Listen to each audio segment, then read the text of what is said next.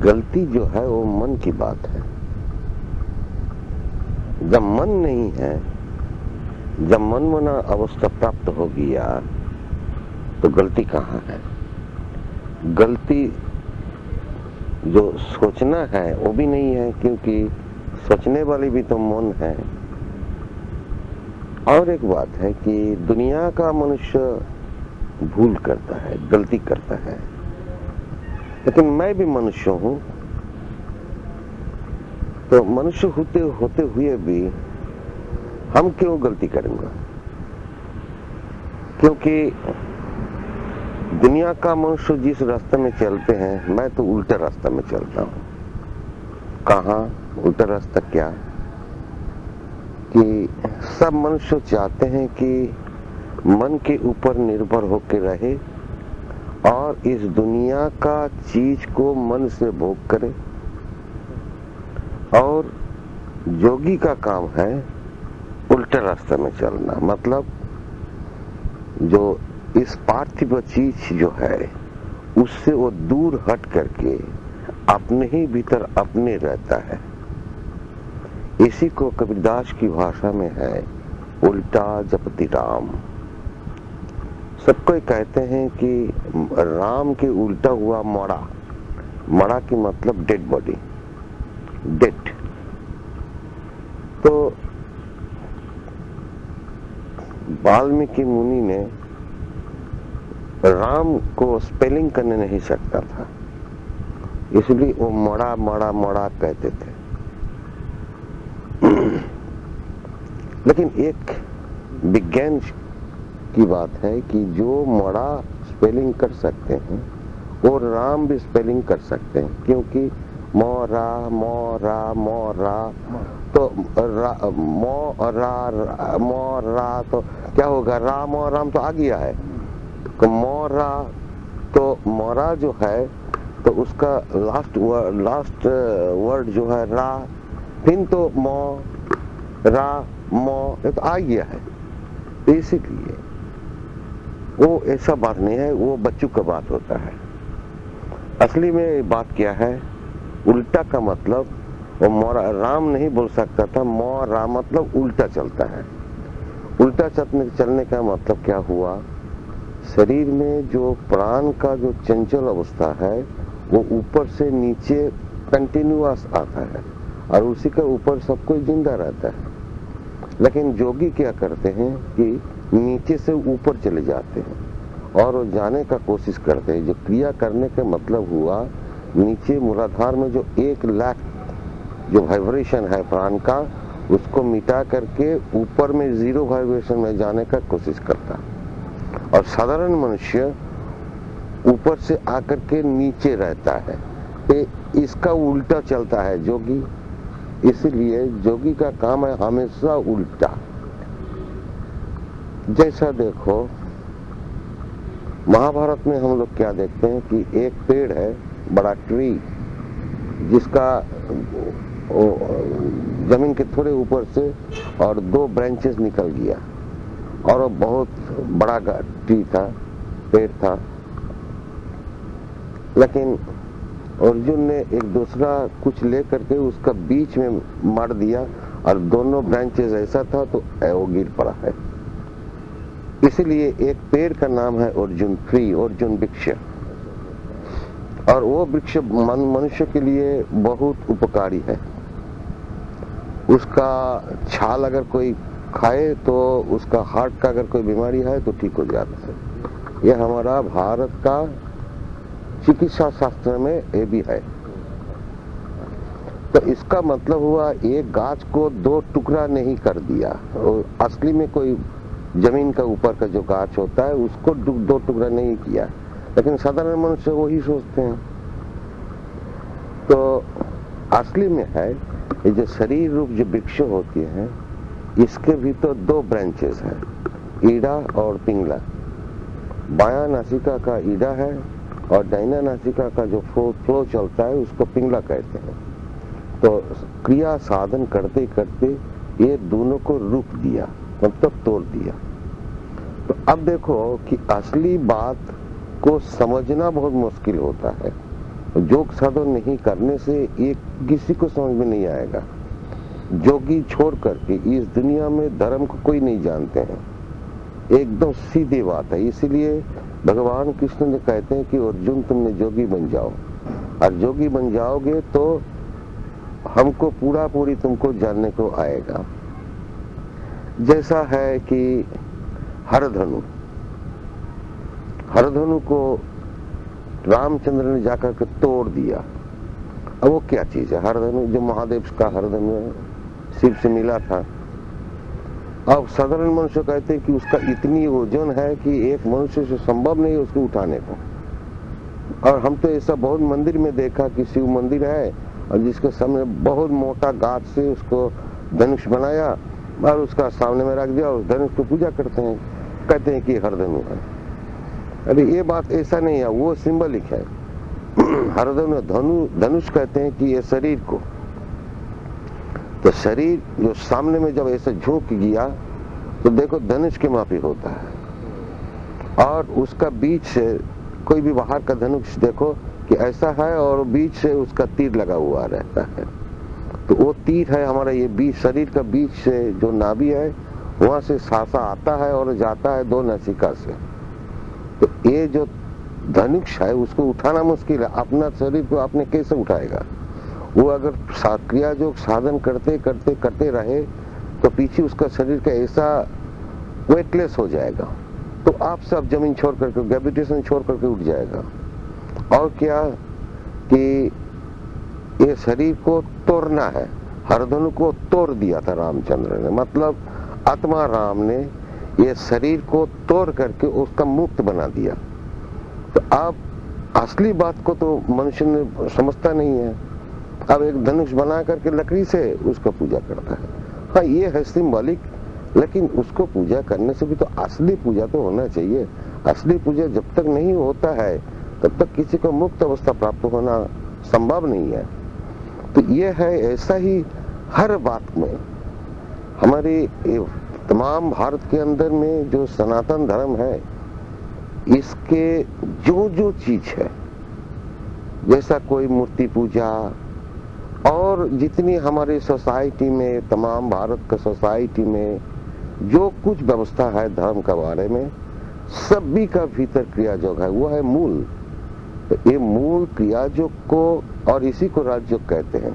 तो इसको समझाने के लिए मुनि ऋषि लोगों ने बहुत कोशिश किया और बाहर की कोई सिंबलिक के द्वारा इसको समझाने का कोशिश किया, लेकिन पीछे क्या हुआ, मनुष्य ने असली चीज को भूल गया रिलीजियस डिकाडेंस के कारण से, और वो जो प्रतीक होता है उसी को भगवान और पूजा का व्यवस्था सोच करके लोग वो ही करने लगा। इसलिए वर्तमान भारत में तो आत्मज्ञान मनुष्य देखा ही नहीं जाता है।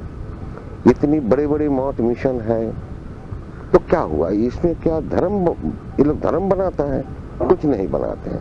जैसा हम एक एग्जाम्पल देते हैं, आपका ये एरिया में डॉक्टर है, हॉस्पिटल है, लेकिन किसी को बीमारी होने से वो ठीक नहीं होता है, तो ऐसा डॉक्टर और अस्पताल रहने की क्या जरूरत है?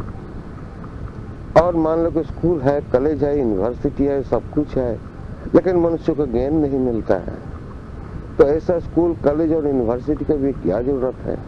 सिमिलरली बहुत से धर्म प्रतिष्ठान है, लेकिन आत्मज्ञान नहीं होता है, तो ये धर्म प्रतिष्ठान का क्या जरूरत है? तो ये अभी वर्तमान भारतवासियों को सोचना है कि वो कितनी कालों से, और जीवन का तो बहुत से जीवन तो ऐसा ही बिता दिया कि भूल का, गलत, जो गलत लेकर के पहली बात होता था, तो एक गलत लेकर के और कितनी जीवन बिताएगा? अब उससे तो निकलना चाहिए। उससे निकाल करके हमारी जो एंशिएंट भारत का था, जो शिक्षा वो एंशिएंट भारत से आया है, जब गीता पैदा हुआ, वेद वेदांत उपनिषद पैदा हुआ, उस वक्त भारत का जो आध्यात्मिक चिंता था, वो चिंता बहुत ऊंचाई था। वहां से हम लोग अभी बहुत पीछे हट गया और हम लोग सोचते हैं कि हम लोग ज्ञानी बन गया, लेकिन नहीं, हम लोग मूर्ख बन गए। आत्मज्ञान जो है वो पृथ्वी का अंदर श्रेष्ठ ज्ञान होता है, उससे बड़ा ज्ञान इस जगत में है ही नहीं। इसी को गीता में बताया, राज विद्या राजगुच्छ पवित्रमीदम उत्तमम। ये राज विद्या श्रेष्ठ विद्या, राजगुच्छ श्रेष्ठ गोपन, और पवित्र से भी पवित्रतम है, उत्तम से भी उत्तम है। इससे पवित्र, इससे उत्तम इस जगत में कुछ है ही नहीं। लेकिन ये जो आत्म साधन है, इति ब्रह्म विद्यायां योग शस्त्री श्री कृष्णार्जुन संगवादे, ये जो प्राण कृष्ण के साथ और अपने जो जीव भाव है जिसको अर्जुन कहते हैं, ये दोनों से जो गुरु शिष्य संवाद होते हैं इसको कहते हैं। तो इसके भीतर से जो ज्ञान, ये ज्ञान तो भारत भूमि में पैदा हुआ और ये ज्ञान का अधिकारी है भारत। लेकिन आज का दिन में हम लोग भारतवासी होते हुए भी ये भूल धर्म के शिक्षा के रास्ता में हम लोग चलते हैं। लेकिन इससे भारतवासी जब तक निकाल ना पाए तब तक भारतवासियों को जीवन का दुख जो है वो जाने का संभव नहीं है। हम लोग भगवान कृष्ण का एक पिक्चर देखते हैं कि भगवान कृष्ण ने एक कदम्ब वृक्ष के नीचे खड़े होकर के खड़े हैं और एक काऊ आकर के जीभ से उनका पैर का नीचे चटता है, सेवा करता है। तो प्रश्न है शशि भाई का कि कदम्ब वृक्ष क्यों दिखाया इतने पेड़ रहते हुए भी? कदम्ब वृक्ष एक ऐसा चीज है कि वो तमाम भारत में मिलता है और ये वृक्ष का 2-3 क्वालिटी है। तो फर्स्ट क्वालिटी है कि उसका जो कांड होता है गोड़ नीचे से ऊपर जो सीधा चलता है और जितनी धीरे धीरे ऊपर चलता है उतने ही सरू होता है और नीचे में मोटा होता है। और एक क्या है कि चारों तरफ से अम्ब्रेला का माफिक उसका जो बेंचेस है वो चारों तरफ चलता है लेकिन सीधा चलता है, ऊपर नहीं नीचे नहीं। ब्रांचेस डाल पत्ती जो होता है एक तो ऐसा सीधा चलता है, बीच से उसका कांड होता है और चारों तरफ से उस अम्ब्रेला का माफिक वो बेंचेस जाता है। और एक कारण है कि उसका जो फ्लावर फूल होता है वो एकदम ग्लोब का माफी होता है। तो ये जो हम लोग जो पृथ्वी का ऊपर हम लोग रहते हैं, जन्म लेते हैं और इसी के ऊपर मरते हैं, उसी का प्रतीक जो है वो फूल फ्लावर है सबसे सुंदर की प्रतीक। तो ये जो पृथ्वी जो सुंदर है उसका प्रतीक वो एक कदम्ब वृक्ष में बहुत ऐसा फ्लावर होता है जो कि राउंड शेप का। तो इसका मतलब हुआ ये जो टोटल क्रिएशन है भगवान का, इसमें खाली एक ही पृथ्वी नहीं है, इसके मुताबिक बहुत से पृथ्वी है और उसके साथ चंद्र सूर्य और बहुत लाखों स्टार्स, ये सभी अनंत देव का प्रतीक है। सब अनंत का सृष्टि में ये सब पूजा करता है सब कोई। अनंत डाली जैसा एक पूजा का थाली में बहुत कुछ मिलाता है, धूप है, दिया है, पुष्प है, चंदन है, सब मिला करके एक पूजा का एक आरती का डाली बनता है।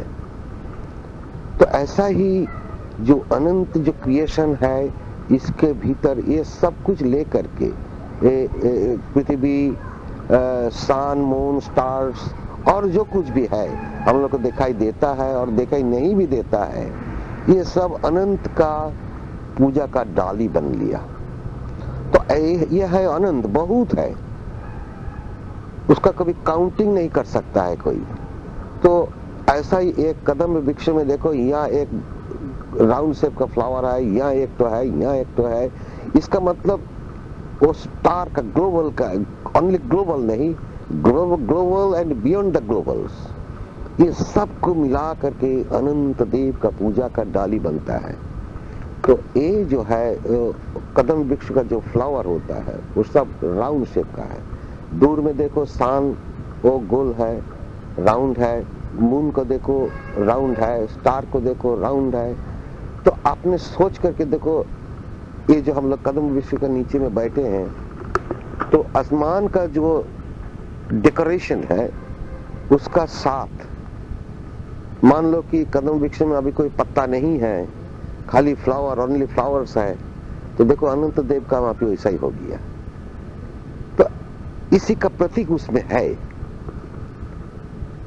और इसीलिए, और जो पेड़ होता है, वो जो कदम वृक्ष जो होता है, वृक्ष तो है शरीर, तो बाहर का ये कदम वृक्ष में जो अनंत का बंदोबस्त रखा हुआ है, डेकोरेशन, वैसा ही मनुष्य शरीर में है, क्योंकि शरीर है एक्चुअली वो वृक्ष होता है।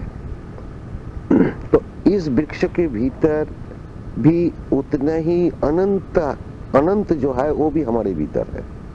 हम उसको छोड़ के नहीं, अनंत भी हमको छोड़ के नहीं, दोनों में हमेशा लिंक है, लेकिन हम लोग समझते नहीं। तो ये सब मिला करके चुन करके ये लोग कदम वृक्ष को चुन लिया।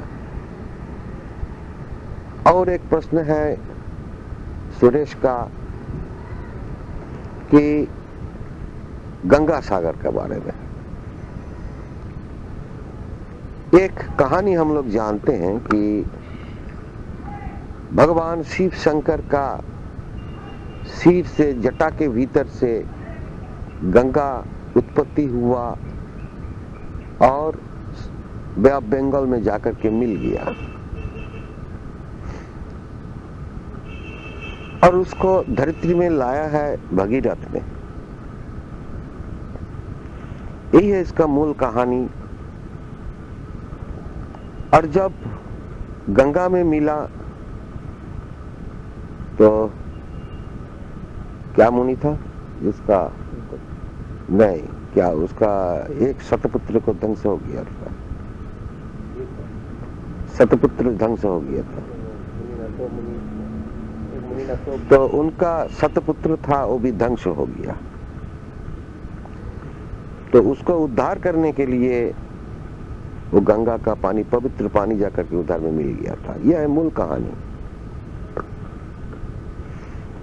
अब भगवान का सिर से गंगा का उत्पत्ति हुआ, इसका मतलब क्या? अब पीछे कहते हैं कि जटा से, एक्चुअली भगवान शिव शंकर का सिर में कोई जटा नहीं है, ये कल्पना हुआ। क्यों कल्पना हुआ? कि भारत में 1500 साल साधु लोग को राज हुआ था।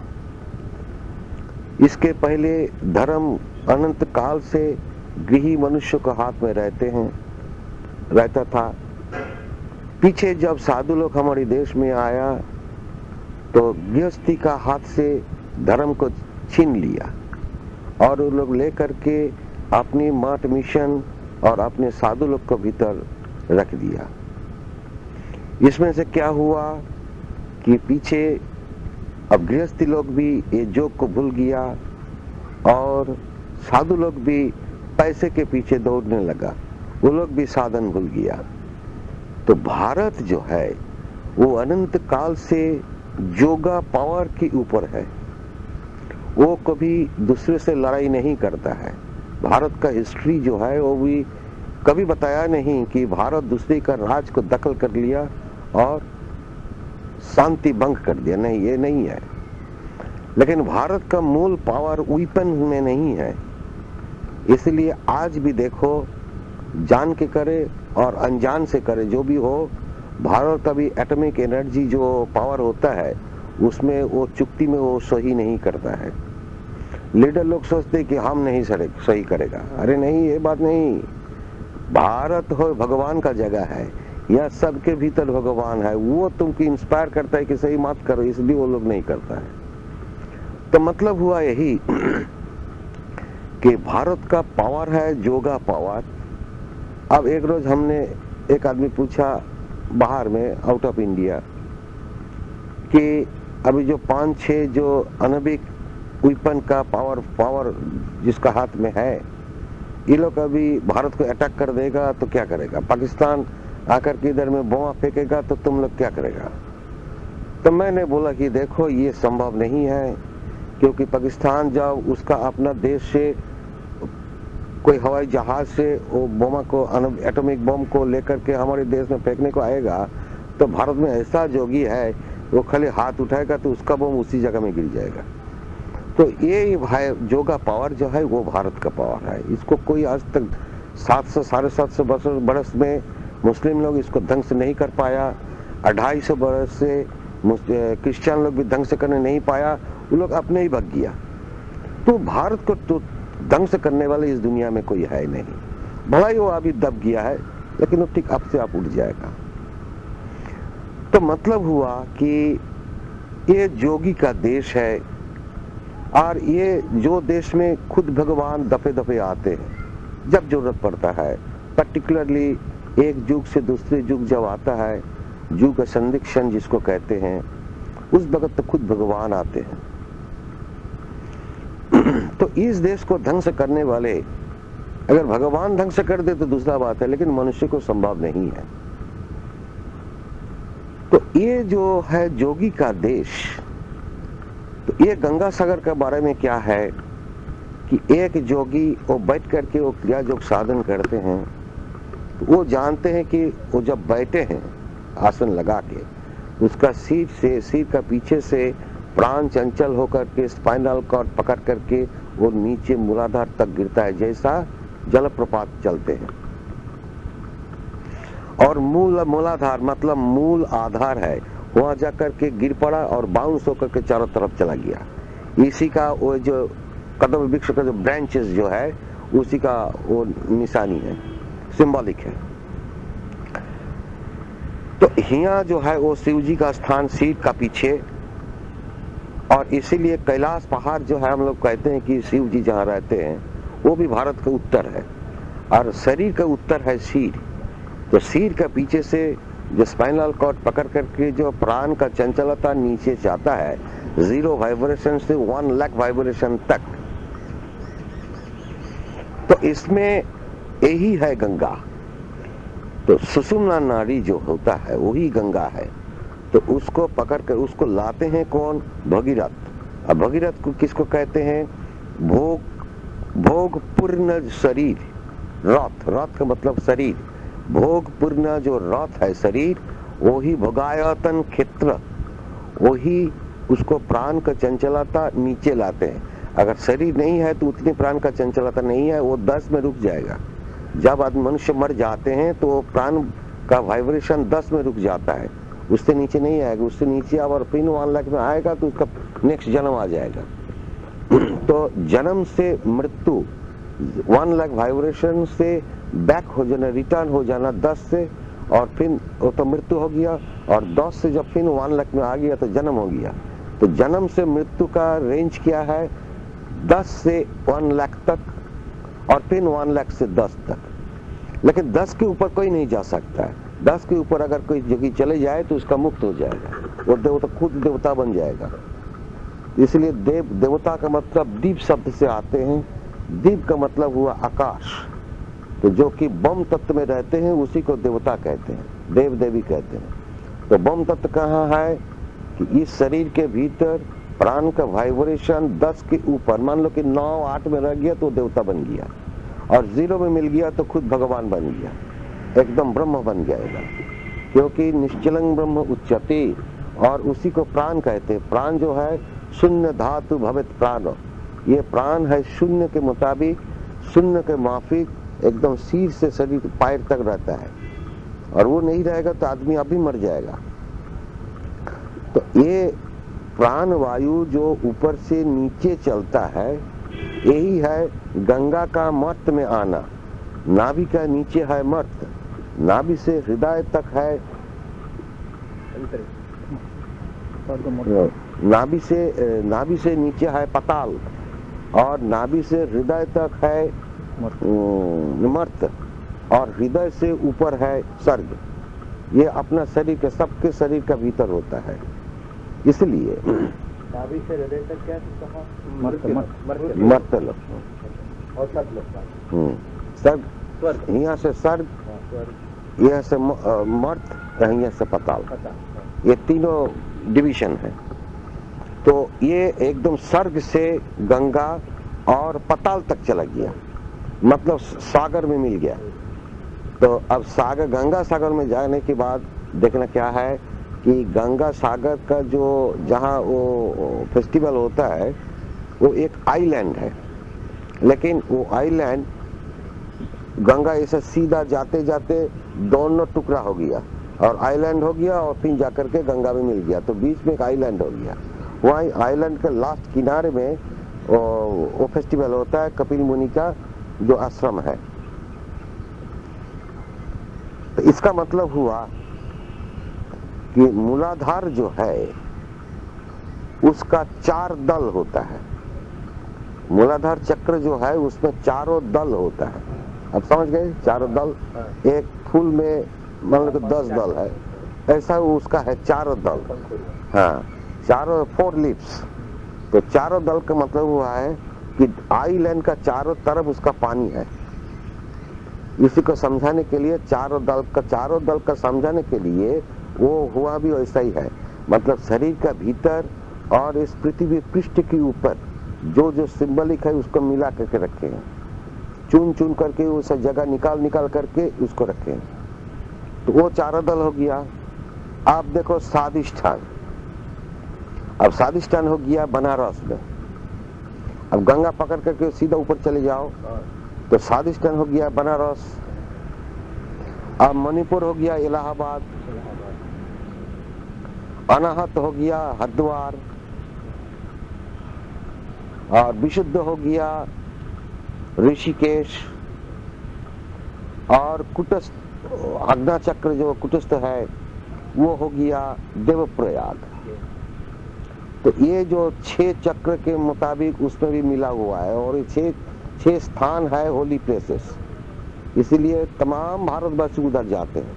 ये 6 चक्र का परिक्रमा, अगर भीतर का जो 6 चक्र का परिक्रमा है वो मनुष्य भूल गए, और सुपरफिशियली जो है उसी को पकड़ करके आदमी चलते हैं, और 2-4 जन्म बिताने के बाद वो भी जोगी बन जाएगा, और वो अपने भीतर का संधान करके वो अपने भीतर का जो प्राण कृष्ण है, आत्मा राम, उसको जान लेगा क्रिया योग साधन करके, और उसका छुट्टी मिल जाएगा। लेकिन पहले जो प्राथमिक चेष्टा जो होती है वो बाहर से निकालता है, बाहर से उसको खाना मिलता है, उसका माइंड बनता है, तब उसका अंतर्दृष्टि आता है, तब अंतर साधन करने से वो मुक्त हो जाता है। तो इसको बढ़ाने के लिए वो भगीरथ का कहानी, गंगा का कहानी, शिव का कहानी सब ला दिया है, और जब ऊपर जाकर के मिल जाएगा तो खुद शिव हो जाएगा, मतलब 0 वाइब्रेशन में मिल जाएगा। इसलिए हम लोग काली पूजा में क्या देखते हैं कि शिव कौन है? शिव है कि स्टैटिक स्टेट ऑफ प्राणा। इसलिए हम लोग जब दिन भर काम करते हैं, रात में घर में आकर के बिस्तर में सो जाते हैं, मतलब कंप्लीट रेस्ट लेते हैं। लेकिन उस वक्त के क्या कंप्लीट रेस्ट होता है या क्या सचमुच है? नहीं, फुल ऑफ रेस्पिरेशन चालू है, वो खाना खा करके सोया है तो वो भी डाइजेस्ट हो गया, बॉडी का जितना फंक्शन है वो पूरा चालू है, इसलिए उसका कंप्लीट रेस्ट नहीं होता है। लेकिन सो के रहना ये है रेस्ट का प्रतीक। इसीलिए महादेव सोए हुए हैं, और उनका सीना में काली का एक पैर है, और एक पैर है ये पैर का ऊपर अपर पोर्शन में, और नहीं तो जंघा के ऊपर, और नहीं तो जमीन के ऊपर। ये 2 किस्म में दिखाता है। मतलब ये जो है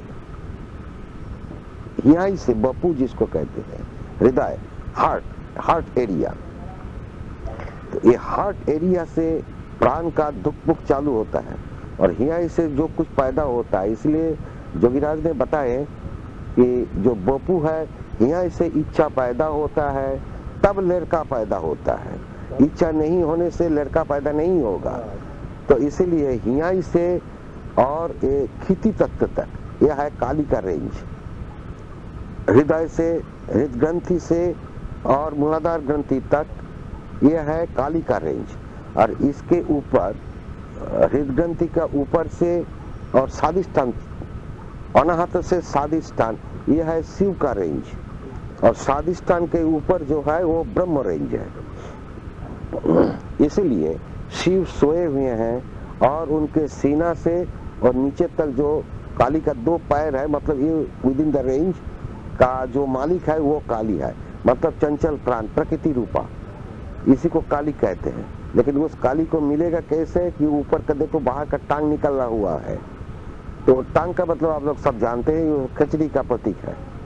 और काली का गले में जो नरमुंड का जो माला होती है, तो उसका मतलब हुआ कि तुम्हारे ऐसे से बहुत से जन्म बीत गया, बहुत मुंड तुम्हारा निकल गया, अब रुको, अब रुक करके अपने प्राण का स्थिर कंडीशन को जानने का कोशिश करो, और जब जान जाओगे तो तुम खुद शिव बन जाओगे। इसीलिए जोगिराज ने कहते हैं कि विशुद्ध चक्र में वायु रुक जाए तो नीलकंठ हो जाए। नीलकंठ तो आप लोग जानते हैं कि वो गरल जो पान कर लिया तो खुद नीलकंठ हो जाते हैं। मतलब इस पृथ्वी का जितनी गरल है, गरल के मतलब जो कुछ बैड है, वो जो पान कर लिया उस तरफ जिसका मन नहीं है तो वो खुद इसी बन गया। तो लेकिन ये सब कुछ निर्भर होता है कि योग साधन का ऊपर। अगर मनुष्य योग साधन नहीं कर पाए तो उसको अनंत काल से उसको जीव होकर ही रहना पड़ेगा, और कोई तो उसको रखने वाला तो नहीं है। इसलिए हम लोग को संभाल के, जीवन को संभाल के चलना चाहिए, और यही आध्यात्मिक जो ऊंचाई चिंता भावना है उसको सोच विचार करके जो हमारी मनुष्य जीवन में करना है उसको करना ही चाहिए। और इस जन्म में हम लोग आए हैं, ऐसा ही बहुत जन्म बिता दिया, और मूल असली में क्या है कि बार बार हर दफे हम लोग जो शरीर लेकर के पृथ्वी में आते हैं कि क्या कारण के लिए आते हैं। तो कारण तो एक ही है, भगवान हमको मुझे चांस दे दो, हम पृथ्वी में जाकर के तुमको साधन करेगा और प्राण कृष्ण के साथ हम मिल जाएगा।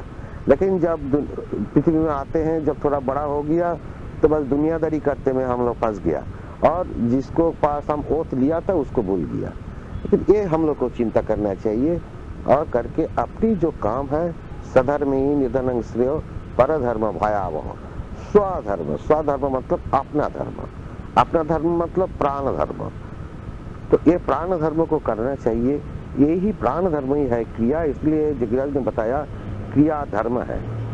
तो ये धर्म को, स्वधर्म को अगर हम करते रहे तो हमको अगर निधन भी हो जाए, ये जन्म चले जाए तो भी अच्छा है, लेकिन नेक्स्ट लाइफ में हम फिर भी उसको मिल जाएगा और इसको करते रहेगा। क्योंकि ये साधन जो है वो अव्ययम, कोई भी जन्म में आकर के ये हमको मिल जाए तो 2 और ज्यादा हो तो 3 जन्म में उसका छुट्टी जरूर मिलेगा, इसमें कोई संदेह नहीं है।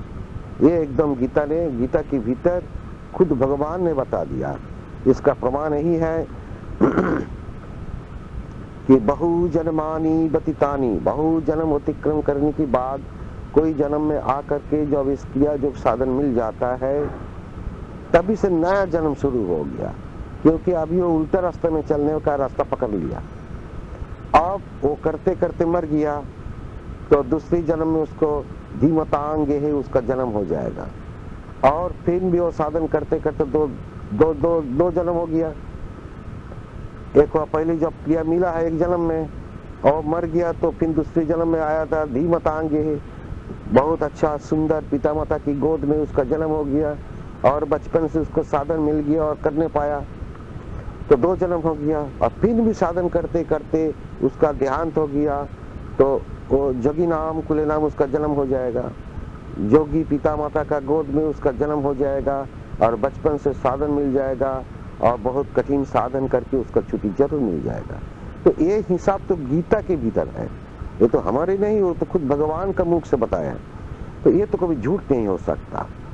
तो इसीलिए ये जो साधन है ये ब्रह्म विद्या है और इसी को बहुत ढंग से, बहुत प्रकार से, बाहर की जमीन से, शरीर से और सब कुछ एक्सप्लेनेशन के द्वारा इसको समझाने का कोशिश किया भारत का मुनि ऋषि लोगों ने।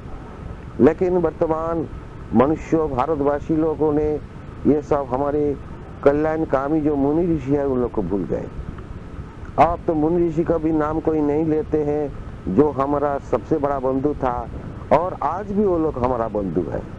लेकिन वो बंधु को हम लोग छोड़ दिया और परधर्म भयावहो, जितनी इंद्रिय धर्म है उसी को परम धर्म कहते हैं, उसी में हम लोग फंस गया और उसी में हम लोग जीवन बिताने का कोशिश करते हैं। लेकिन इसको छोड़ करके हमारे अनंत काल से जो बंधु है, जो प्राण कृष्ण है, जिसको पाने के लिए सब मुनि ऋषि लोगों ने उपदेश दिए हैं, उसको फॉलो करना चाहिए, तो भारतवासी का जरूर कल्याण होगा। लेकिन मुझे अफसोस है कि हमारी देश आज 50 वर्ष स्वाधीन हो गया, लेकिन अभी भी ये इंडिया हो के है, जो नाम ब्रिटिश लोगों ने बाहर का आदमी आकर के दिया था, लेकिन ये भारत अभी तक इंडिया छोड़ करके भारत में वापस नहीं आ पाया। जब तक ये देश का नाम भारत नहीं होगा तब तक इस देश का कल्याण होना संभव नहीं है, ये मेरा ख्याल से आता है। अब गंगा सागर में पूजा होता है कपिल मुनि का। गीता के भीतर भगवान ने बताया मुनि नांग कपिलांग, मुनि का भीतर मैं कपिल हूँ, ये श्रेष्ठ मुनि है। इसका मतलब कपिल, कपिल क की मतलब हुआ है मस्तक, पी का है पिंगल वर्ण जो कि गोल्डन कलर होता है, जो कि प्राण का रंग होता है, और लॉ का मतलब होता है कि उसी में लय हो जाना। तो नाभि का भीतर से जो हीट पैदा होता है, जो ओवन हुआ है, सबके भीतर ओवन होता है नाभि में। इसका प्रमाण हम लोग खाना खाए और 4 घंटा का बाद वो उसका डाइजेस्ट हो गया। कौन डाइजेस्ट किया? वो सेकंड दफे बॉयल होता है, वो नाभि का जो भीतर जो ओवन है उसमें, और वहीं से हीट पैदा हो करके पूरा शरीर में हीट जाता है। तो उसका जो प्राण का जो रंग है वो गोल्डन कलर, इसलिए जितने धातु है सबके भीतर गोल्ड का कीमत ज्यादा होता है। और आत्म ज्योति जब जोगी देखते हैं तो वो भी गोल्डन कलर का होता है, तृतीय चक्र 3 रिंग के मुताबिक होता है। तो इसीलिए वो गोल्डन कलर में देखते, गोल्डन कलर को देखते देखते और उसमें लय हो जाता है मस्तक में जा करके, जहाँ कुटस्थ और संस्कार होता है वहां जाकर के लय हो जाने जो जाता है, जो जोगी सकता है वही खुद कपिल बन जाता है। इस जोगी का इस अवस्था को कपिल कहा जाता है। कपिल कोई एक मनुष्य का नहीं, जो भी जोगी उस अवस्था को प्राप्त होता है वही कपिल बनता है। और कपिल बोल करके कोई खास आदमी नहीं था, लेकिन कोई जोगी था जो उस अवस्था को प्राप्त हो गया था, और वो जोगी में भी और में नॉट भी वो आइलैंड में जा करके वो साधन करता था। लेकिन वो आइलैंड कहाँ है? वो अपना शरीर के भीतर है। वो तो मैंने पहले बताया कि वो मूलाधार चक्र है। जैसा वैष्णदेव, हम लोग सोचते हैं कि वैष्णदेव जो गीता महाभारत ये सब ग्रंथ लिखे हैं, हाँ कोई खास आदमी था जरूर, लेकिन व्यास कोई किसी का नाम नहीं होता है, कपिल किसी का नाम नहीं होता है, वो है जोगी का अवस्था का नाम। जैसा अभी हम लोग देखते हैं कि गेरुआ कपड़ा पहन लिया और परमहंस बन गए, तो वो परमहंस की मतलब होता है दूसरा क्या कि इस दुनिया से जो कुछ बैड है, इस दुनिया में तो बैड चीज ज्यादा है, तो ये बैड के साथ में रहते हुए भी गुड को चुन लेता है। और जो आदमी सकता है उसी को परमहंस कहते हैं। तो परमहंस मतलब जो अच्छी बड़ा हंस। तो हंस को क्या है कि दूध और पानी मिला करके उसको दे देने से उससे वो दूध को पी लेगा और पानी पड़ा हुआ रहेगा। मतलब कि इस दुनिया से जो बैड चीज है उसको छोड़ देगा और गुड को ले लेगा। ऐसा हिम्मत जिसका होता है, कैपेसिटी, उसी को परमहंस कहते हैं। तो इसीलिए मिस्टर एक्स परमहंस, तो मतलब मिस्टर एक्स का नाम दूसरा है, लेकिन वो नाम अभी भूल गए और परमहंस लगा दिया। तो ऐसा ही होता है, जोगीराज ने कहते हैं इसी को परमहंस कहते हैं। तो एक सब एक एक प्रकार की अवस्था होता है। इसी प्रकार अवस्था होता है कि कपिल, और इसी एक प्रकार की अवस्था होता है कि वैश्य। वैश्य क्या है? खाली उनका नाम वैश्य नहीं है, कृष्ण द्वैपायन वैश्यदेवा, इतनी बड़ा नाम है कृष्ण द्वैपायन, जो कि ब्लैक आइलैंड में जिसका जन्म हुआ। तो ब्लैक आइलैंड कहाँ है? अब तो इस दुनिया में तो है ही नहीं, वो है कुटस्थ के भीतर। कुटस्थ के भीतर जो त्रेते चक्र जो है, जो मैंने पहले बताया कि फर्स्ट रिंग जो है वो गोल्डन कलर का, और सेकंड रिंग जो है वो ब्लैक है, उसी को कृष्णचंद्र कहते हैं। वो हम एक रोज पहले भी बताया था। तो ये आइलैंड में जिसका स्थिति हो गया, मतलब कूटस्थ में जिसका स्थिति हो गया, और वही कूटस्थ ही को कृष्ण कहते हैं। जोगिराज सीधा बता दिया कि कूटस्थ जो है वही कृष्ण है। तो साधन करके, क्रियायोग साधन करके जो सेटल्ड हो गया कूटस्थ में, वो कृष्ण के बराबर हो गया, वो खुद कृष्ण बन गए। तो वो हुआ जिसका जन्म हुआ, वो ब्लैक आइलैंड में जिसका जन्म हुआ, मतलब कुटस्थ में जिसका जन्म हुआ। कुटस्थ में सभी है, लेकिन सबके भीतर, सब मनुष्य के भीतर कुटस्थ है, लेकिन कोई नहीं जानते। जो कुटस्थ को पक्का जान लिया, वो खुद कृष्ण बन गए, और वो खुद वैष्णदेव बन गए। इसीलिए उसको बोलते हैं कि कृष्ण द्वैपायन वैष्णदेवा। द्वैपायन का मतलब दो चीज होता है, एक है कि द्वैपायन को आइलैंड भी कहते हैं, और द्वैपायन को डुअलिज्म भी कहते हैं। लेकिन कुटस्थ में जाने से भी वो डुअलिज्म है, और कुटस्थ के अपर पोर्शन में जाने से नॉन डुअलिज्म है। तो पहले तो अपर पोर्शन नहीं जा सकता है, कुटस्थ में जो लोअर पोर्शन है वहां जाने से भी डुअलिज्म रहता है। तब वो वहां बैठ करके जो कुछ लिखता है वो वैष्णदेव लिखता है। वहां वो कुटस्थ में स्थायी स्थिति हो करके जो कलम पकड़ करके जो चीज लिखता है वो सत्य निकालता है। और कोई ना कोई जोगी इस अवस्था में पहुंच करके, कूटस्थ में बैठ करके, कलम पकड़ करके जो लिखा है वही है वेद वेदांत, वही है बहुत प्रकार की उपनिषद, महाभारत। इसलिए ये सब धर्म ग्रंथ होता है। और कुटस्थ के नीचे में जहीं भी बैठ करके, मतलब मन में, अपने मन में बैठ करके जो राइटर, वर्तमान राइटर लोग लिखता है, वो लोग तो क्या बोलेगा, वो लोग को क्या राइटर है, मैं क्या बताऊंगा, आप ही लोग सोच लीजिए। तो मतलब है कि वैष्णदेव जो भी कोई मनुष्य हो, वो उस प्रकार अवस्था को प्राप्त हो करके कुटस्थ में बैठ करके तब कुछ लिखे हैं। और इसको कहते हैं कि गणपति जी उनका राइटर था, वैष्णदेव का राइटर था गणपति जी। अब गणपति से और वैष्णदेव से एक चुक्ति हुआ था कि गणपति जी बोला कि हाँ तुम जो बताएंगे हम लिख लेंगे, लेकिन जरा से भी रुकेगा नहीं, रुकने से हम कलम छोड़ देगा और लिखेगा नहीं। तो वैष्णदेव भी ऐसा है कि इतने स्पीडी बताते हैं। ये कहानी हम लोग को मिलता है कि वैष्णदेव ने इतने स्पीड से बताते हैं कि गणपति जी 2 हाथ से लिख नहीं पाते, तो 4 हाथ से लिखना शुरू कर दिया। तो ये सब कहानी है। ये सब कहानी के मतलब होता है कि इसमें अनंत कैपेसिटी का लिखा हुआ है, उसी का प्रतीक है। 4 हाथ का मतलब चारों दिक का, ऑल साइड्स हो गया, उसका कवर किया है। और जैसा जोगिराज भी बताते हैं कि बैसुंड गणेश देखा, बैसुंड गणेश, सुंड विहीन गणेश उनके सामने में खड़े हैं। और कहते हैं कि गणपति गणेश जी सुंड से वेद को समझाते हैं। आप लोग तो जानते हैं कि गणपति का सुंड जो होता है इतनी बड़ा, वो तो नचिका है, नोज है, लेकिन सबसे बड़ा नोज तो एलिफेंट का होता है, उसी का प्रतीक लगा दिया। क्या का नासिका से, नोज से हम लोग सांसा लेते हैं और छोड़ते हैं, तो उसका इंपॉर्टेंस देने के लिए वो नोज को लंबा दिखाया। एलिफेंट का नोज मनुष्य के शरीर में बैठा दिया, वो एक पंचिंग कैपेसिटी लगाया उसमें, पंचिंग सिंबल।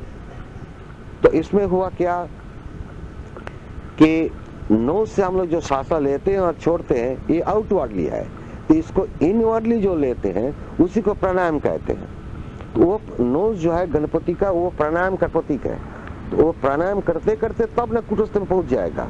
इसीलिए गणपति का जो बेली है, पेट, वो बहुत बड़ा है, वे प्राणायाम करने से थोड़ा पेट बड़ा हो जाता है। तो ये सब जो कुछ दिखाया जाता है सब प्रतीक है, लेकिन उस प्रतीक में क्या काम करने को बताया, वो काम अगर कोई कर पाए तो वो बन जाएगा। अगर वो काम नहीं करके वो गणपत्ताय नमो गणपत्ताय नमो पूजा करने से क्या फायदा है। तो अभी वर्तमान मनुष्यों को वही हाल हो गया कि वो प्रतीक के द्वारा जो काम करने के लिए जो शिक्षा दिए हैं मुनि ऋषि लोगों ने, वो काम नहीं करते हैं कोई, आप प्रतीक का पूजा करते हैं। जैसा मान लो कि आपका हम 4 पिक्चर उठाया कैमरा से, एक हंसी है मुस्कुरा के, एक है गंभीर, एक है रोने का, ऐसा हम बहुत से फोटो उठाया और वो वॉल में हम उसको रख दिया। तो उसमें हमको बोलना नहीं पड़ेगा जब फोटो को हम देखेगा कि ये हंसने वाला फोटो है, ये रोने वाला फोटो है, ये गंभीर फोटो है, ये बोलना नहीं पड़ेगा, पिक्चर देखने ही से मालूम पड़ जाएगा। तो ऐसा ही मनुष्य को समझाने के लिए ये सब मुनि ऋषि लोगों ने बहुत तरफ से कोशिश किया और ये सब मूर्ति बना करके और मूर्ति के माध्यम से बहुत कोशिश किया है और धर्म ग्रंथ लिखे हैं, घर घर में पूजा करने का विधि चालू कर दिए हैं, सब कुछ किया है मनुष्य को कल्याण करने के लिए।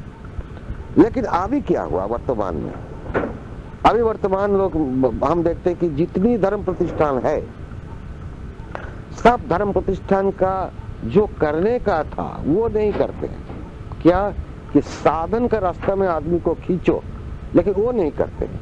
अब ये लोग क्या करते हैं कि जीव सेवा करो, दूसरे का कल्याण करो। तुम्हारे कल्याण कौन करने वाले हैं? तुम्हारा अपना तो कल्याण नहीं मिला है, तुम्हारा क्या आत्मज्ञान मिला है, ब्रह्म ज्ञान मिला है। वो तो साधु का बाप एक कपड़ा पहन करके घूमता है, खाली दुनियादारी, खाली पैसा पैसा कर रहा है, तो उसमें फायदा क्या है। तो मैं तो किसी के अगेंस्ट में नहीं बोलने वाले हैं, लेकिन जो सत्य है उसको जानने को चाहते हैं। तो इसीलिए जो सच्चा चीज है, जो सत्य है, उस रास्ता में चलो।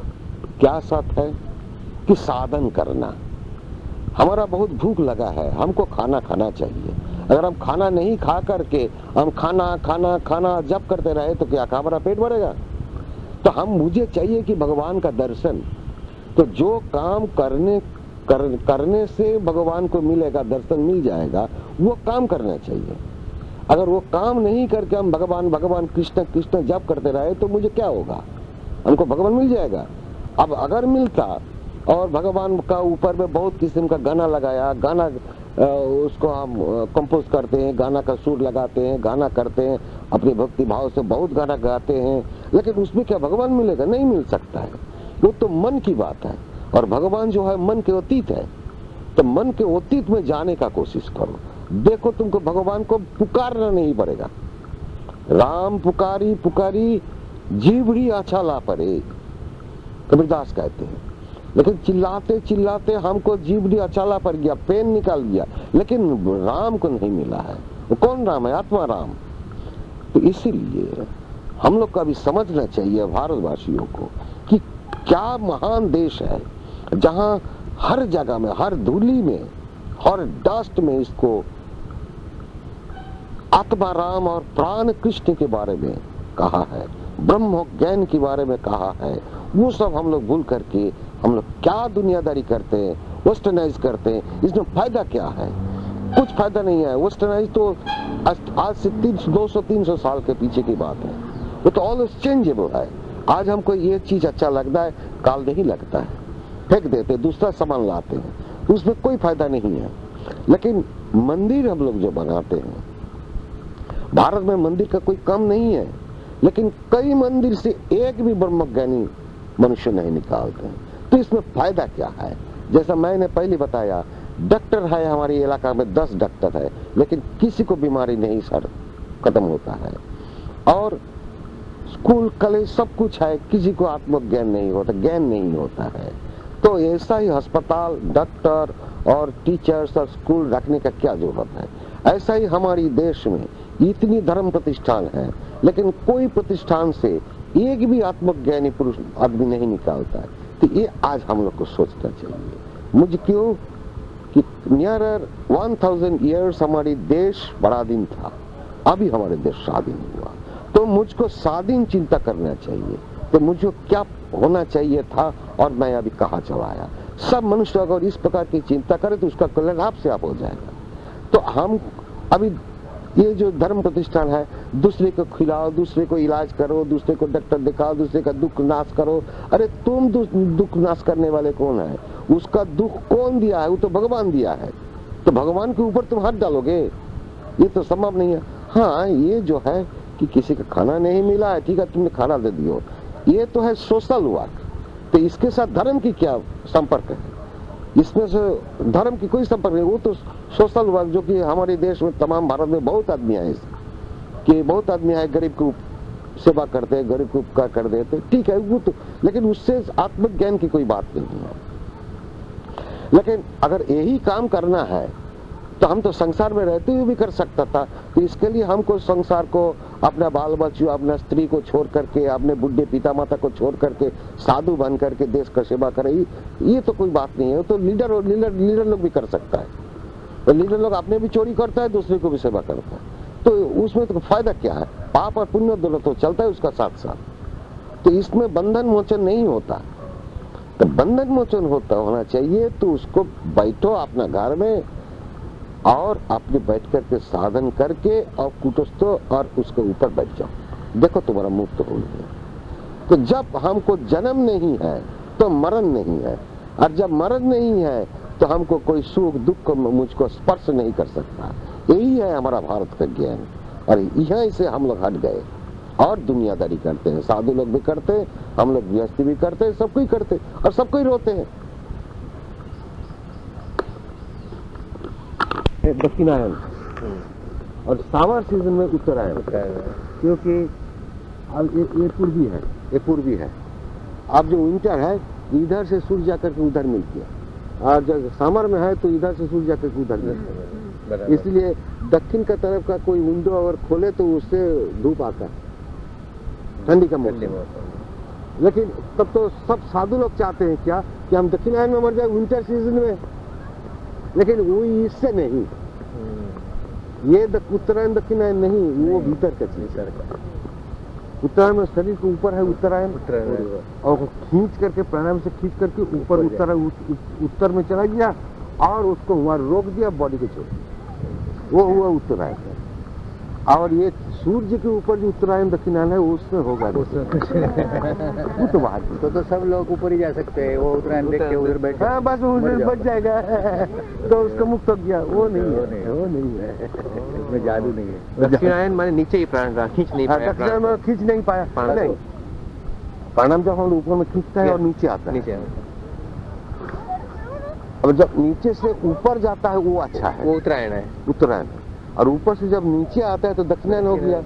अगर प्राणायाम करते करते मान लो क्या 500,000 प्राणायाम हो गया और सोचा कि हम अभी सभी छोड़ दें, योग भले ही नहीं चाहिए, तो अगर वो उतारने के वक्त शरीर को छोड़ दिया तो उसका नहीं हुआ, नहीं हुआ।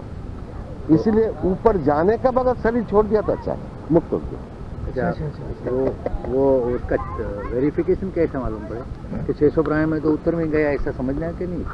क्या उसको मालूम कैसा पड़े मैं उत्तर में जा रहा हूँ प्राणायाम करते कि नहीं? नहीं, वो तो जो प्राणायाम करता है जिसको जिसका जैसे अश्वारूढ़ ऐसा है, जोगारूढ़। अश्वारूढ़ का मतलब जो कोई योगारूढ़, हाँ, जैसा पहले हॉर्स राइडिंग को अगर कोई सीखता है तो गिर पड़ता है, और पीछे तो घोड़े दौड़ता है, उसको ऊपर ऐसा बैठे है, वो गिरेगा नहीं, वो उसका प्रैक्टिस बन गया।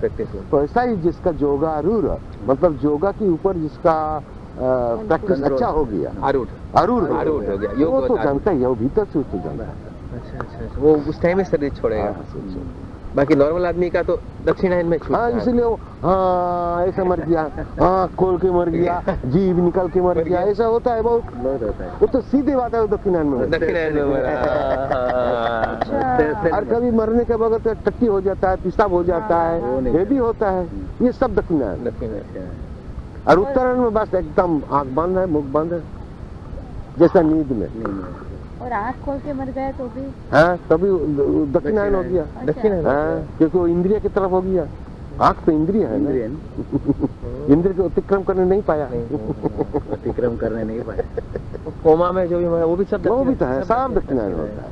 अरे लाखों लाखों करोड़ आदमी का भीतर एक आदमी उत्तरायण में मरता है। वो विदाउट प्रैक्टिस कभी हो नहीं सकता।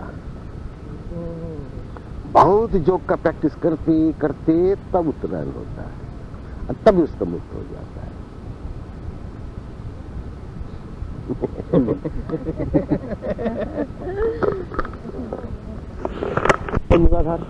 पश्चिम दिशा की खिड़की खोलो ऐसा। हाँ, पश्चिम दिशा की खिड़की खोलो, दाहिना कंधे से दाहिना कान तक। वो ओंकार क्रिया में साधन है इसका क्रिया योग में। उसका खिड़की खोलो, तब न बद्रीनाथ का दर्शन मिलेगा, बद्रीनारायण का। क्या बद्रीनाथ के जाने से मंदिर देखने से दर्शन मिलेगा? नहीं, उतना सस्ता नहीं है। और एक वो अपना भीतर यहाँ से यहाँ तक। और एक गोरखनाथ जी का पद है, पूर्व देश से आए मन पवना, पश्चिम देश को जाना जी, त्रिवेणी का पानी पीना वही घाट समान। हाँ, तो त्रिवेणी क्या है? कुटस्थ, वहाँ का पानी पीना। तो पूर्व देश से आया और पश्चिम देश को जाना, वो फिर ओमकार का हो। हाँ, वो तो वो जो हम जो सुबह को बताया था कि ओंकार का जो ग्राफ होता है वही है। अच्छा, उसी प्रकार के साधन करना चाहिए, तब होगा। अरे पूर्व पश्चिम लखू है बराबर से, पण समझ। हाँ, पूर्व भी जाना है, पश्चिम भी जाना है। हाँ। इसीलिए पश्चिम में द्वारका है। हाँ। और माने बाया इधर में भारत का मैप का देखो तो बाया तरफ द्वारका है, दाहिना तरफ इधर बद्रीनाथ है। वो दाहिना कंधा है, ये बाया कंधा के ऊपर इसी जगह है द्वारका। क्यों पश्चिम तरफ देखा है? तो उधर से उसका घूमने का तरीका है, वो ग्राफ अलग है।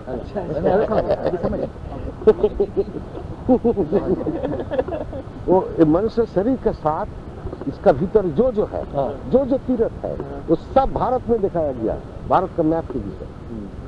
इसीलिए इसको similar to the human shape, Indian map. तो अब इसमें जो आप बोलते हैं बद्रीनाथ रियल इधर है, तो जो उधर दर्शन होते हैं वही मूर्ति उधर है, होती है। वही मूर्ति उसी का मुताबिक जोगी लोग ने बनाया है और उधर बैठाया।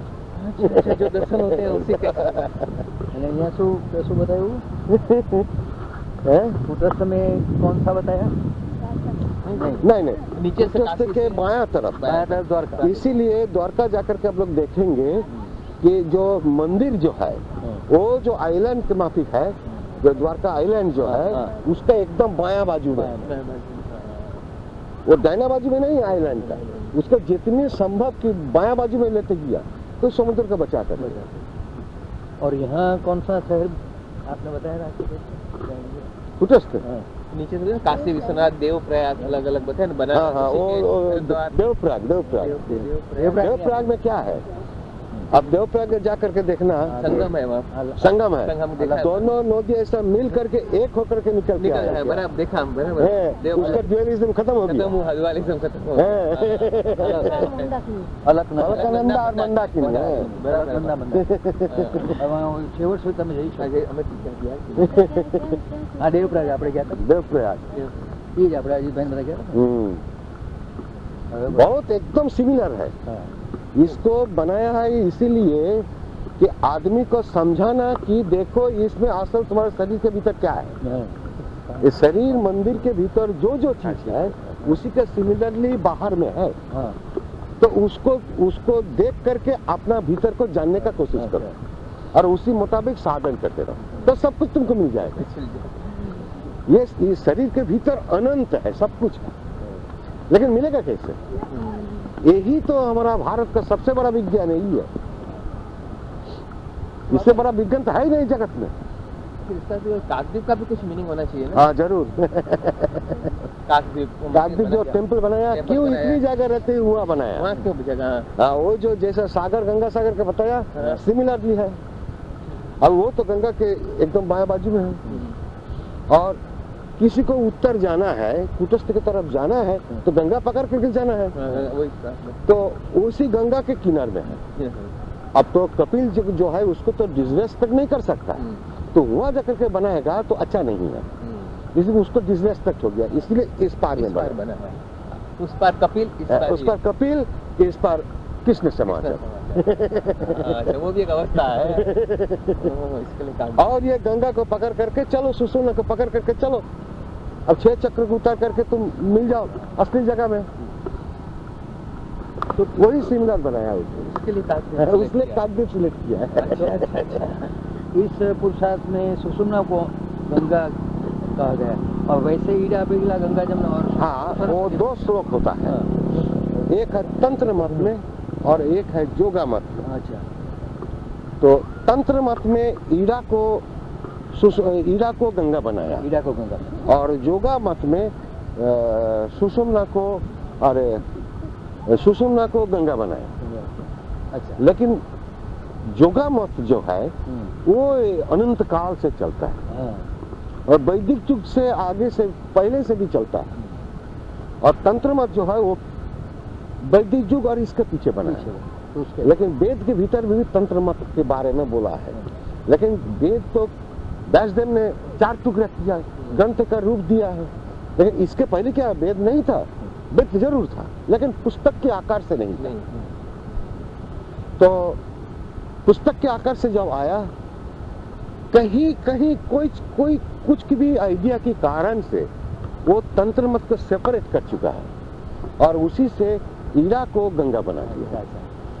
लेकिन जोगा मत में सुषुम्ना गंगा। प्रश्न ही आता है तो कितनी जगह ईड़ा ने गंगा। हाँ हाँ हाँ, इसलिए 2 किस्म का श्लोक हो गया। बाबा काकद्वीप का स्थान कहाँ है सर? और काकद्वीप, काक का मतलब क्रो, तो एक द्वीप है, आइलैंड। तो एक आइलैंड जहाँ क्रो रहता है। आप क्रो का क्या हैबिट है? क्रो जो है वो टाउनशिप में और गांव में देखोगे कि जितनी गंदा है वो खाता है। तो इसका मतलब उसका नेचर जो है वो गंदा के साथ रहने को उसका अच्छा लगता है। तो मनुष्य जो है वो भी इंद्रिय के साथ रहने को उसका अच्छा लगता है, तो उसका नेचर क्रो के माफिक हो गया, काक के माफिक हो गया। तो वो रहता है द्वीप में। अब द्वीप क्या है?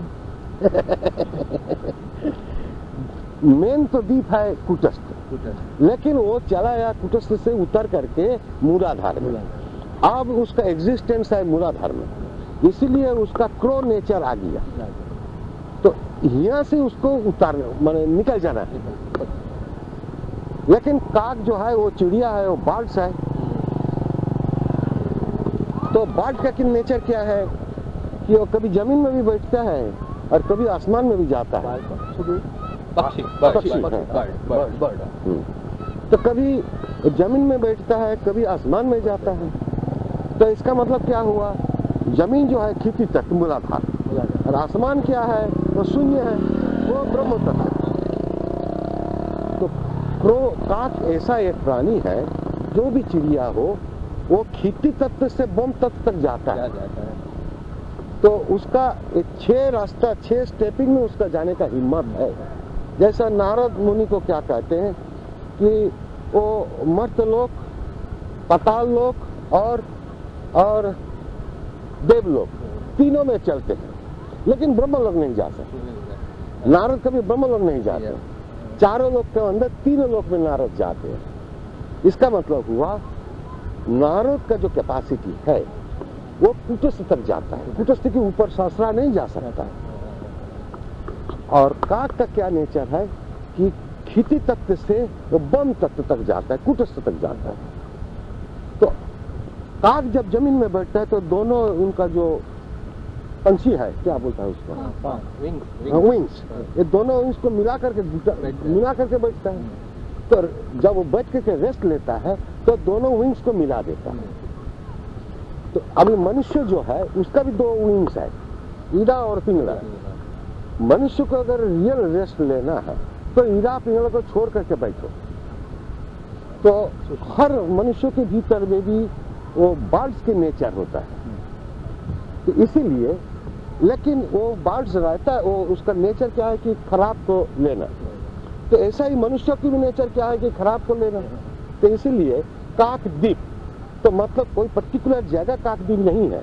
इसका मतलब हुआ तमाम पृथ्वी में तो मनुष्य है, सभी काकद्वीप है। क्षितिज तत्व है। तो क्षितिज तत्व में रहने के कारण से वो इंद्रिय के सब लपट के रहता है और उसका क्रो नेचर आ गया।